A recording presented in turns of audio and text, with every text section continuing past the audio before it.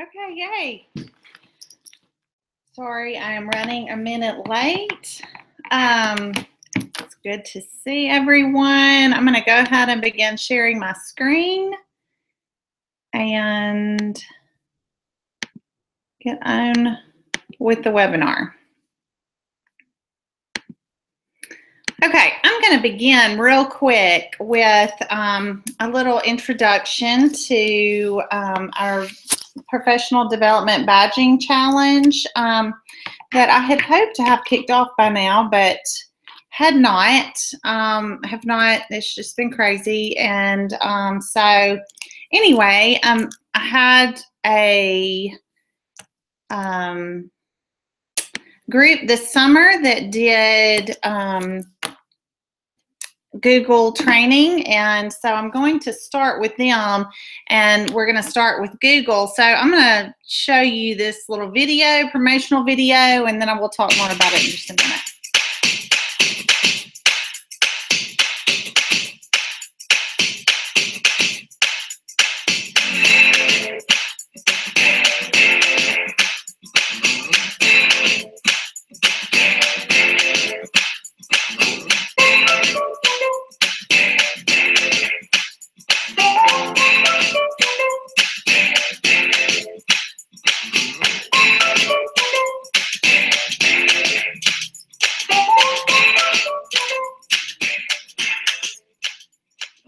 Okay, so created using Powtoon. So the purpose is, and I'm gonna go back, go live. The purpose is all these cute little badges that will be for you, and I have one for today. But you'll be able to post these badges outside your classrooms, and then that will allow people, other teachers in your school, co-workers, to know that you have experience with the different Google products, and will be someone that can help them implement those things in their classroom. So be looking for the badges, and there'll be more to come about that. But as you participate, or as you see news about different professional development opportunities, just know that anytime you participate, you will receive a badge to post outside your classroom.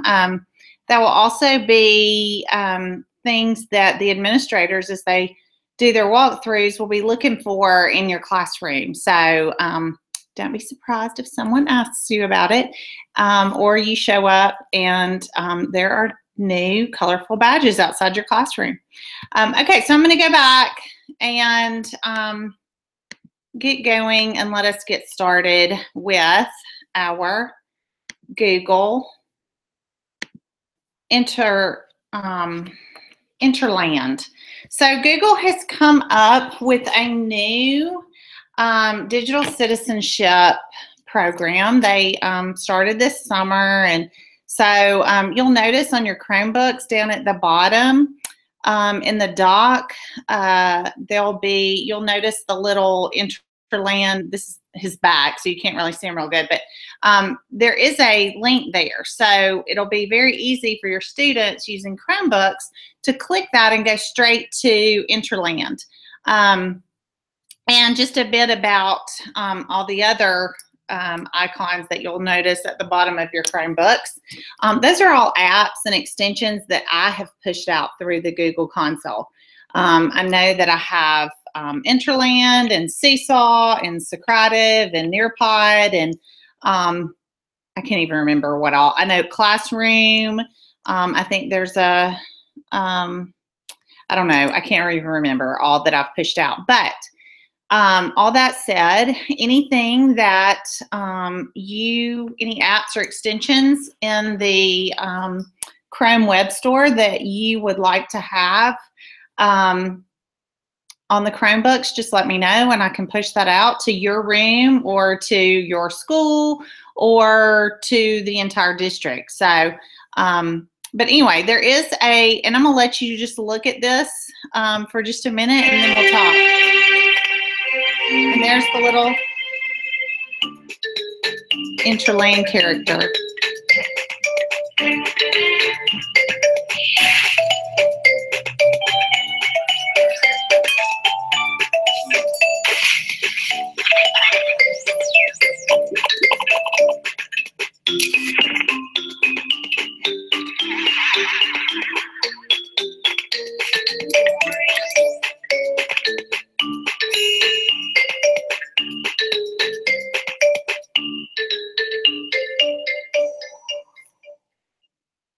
Okay, so you can see that as they go through the game, it's asking them questions and they're learning and collecting points and all of that. So, they've just gamified digital citizenship. And it is aligned with the ISTE standards. So here's just a little bit more about it. And their key concepts are to be smart, be alert, be strong, be kind, and be brave. You can download the curriculum here. This is what I was talking about. This is what the little icon looks like in your Chromebook. Okay, and so like I said, your students can click that if they are on Chromebooks, and it will take them straight to Interland. You can also, as a teacher, share if there's a specific, topic or section that you would like. You can share in Classroom if you have your Google Classroom set up for your students. There's also a teacher training course, and you can click here to visit the Google Teacher Training Center.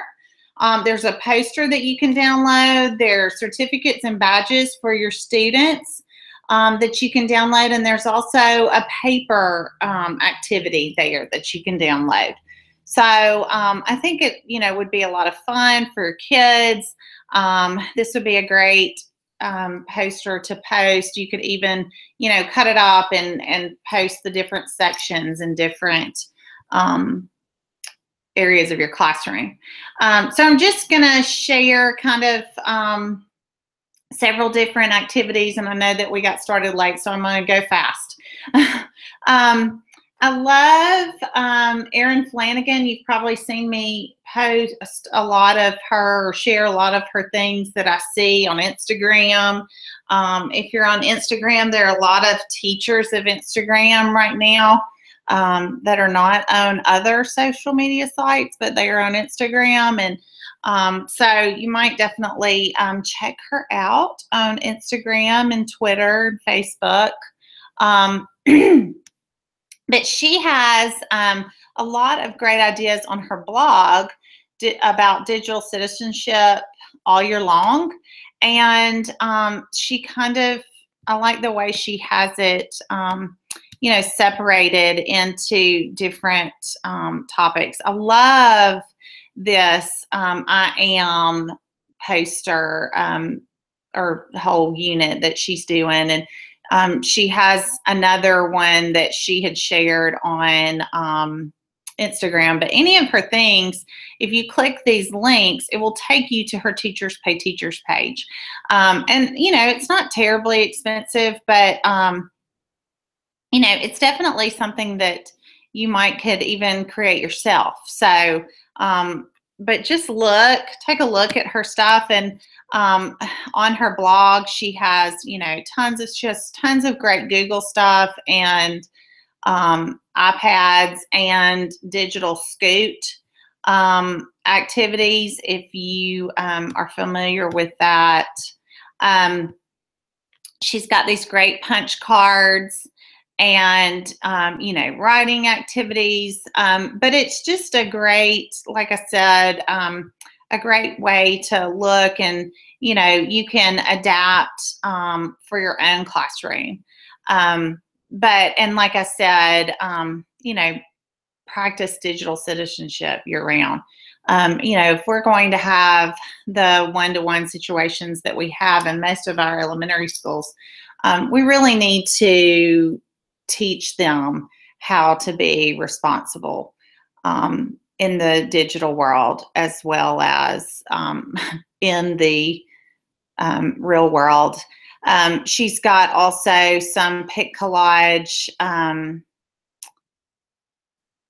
ideas there. She does a lot with pic collage, so that's always fun for the kids. But anyway, definitely check out over on the right-hand side all of her. You can browse by subjects.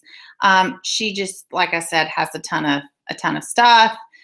Check out her Teachers Pay Teachers page, and like I said, you can also check out her different topics here at the top. She's also got a bunch of free resources, so definitely check out Erin Flanagan at Air Integration.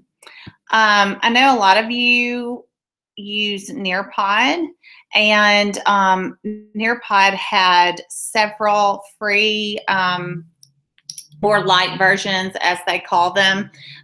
So they are paid presentations, but they give you part of the presentation for free.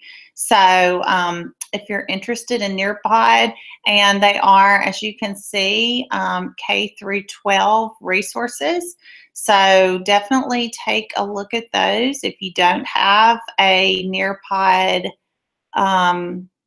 account, you can link your Google account, and so that you can share those in Google as well. But I'll just take you through a little preview, and you can see it has 22 slides. So just give you an idea of what, or if you're not familiar with Nearpod, give you a little sense of what Nearpod is all about. So basically, it's just an interactive slideshow. You can use different tools to have the students respond. They can use text, they can use pictures, they can use multiple choice. So there's lots of different ways that they make Nearpod interactive. Here's an example of the drawing tool. And so you, as the teacher, control the presentation, and the student responds on their own device. Okay, so that's Nearpod, and like I said, there were several different examples there that I thought were really good. Cyberbullying, digital life for the middle school, and then that one that we were looking at was the super digital citizen, and that was for grades 3 through 5. And then they even have the K2 version there. So definitely something for everyone.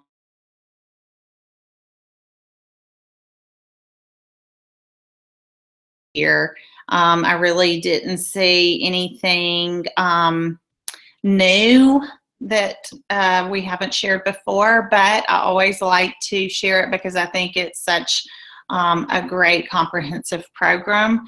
And again, K through 12, so there's something for everyone.